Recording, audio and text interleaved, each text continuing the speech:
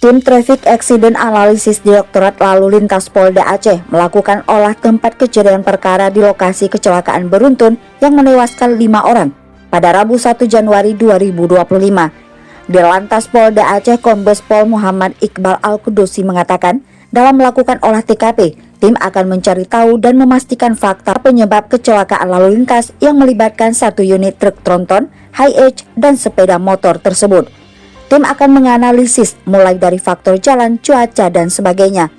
Iqbal menyampaikan kasus ini masih dalam penyelidikan, sedangkan sopir truk tronton yang selamat dan masih hidup untuk sementara ditahan di Polres Pidi.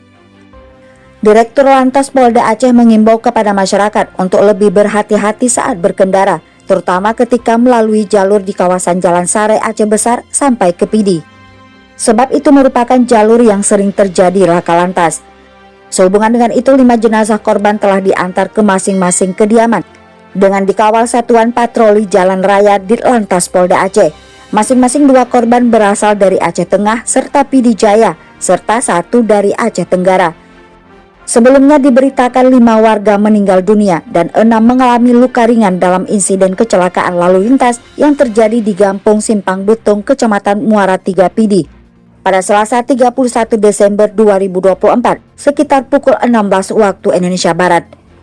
Adapun identitas 5 korban yakni Hamdani yang berusia 70 tahun, warga Gampung Paya Jaget, Kecamatan Pegasing; Jariah 25 tahun, warga Gampung Rempan, Kecamatan Terong, Aceh Tengah; dan Sarikah, warga Aceh Tenggara. Ketiga korban ini merupakan penumpang Hi-Ace. Sementara 2 pengendara sepeda motor yakni Azmi Ridha 23 tahun dan Muhammad Riza 25 tahun, warga Gampung Kiran Baru, Kecamatan Jangka Buya, Pidi Jaya.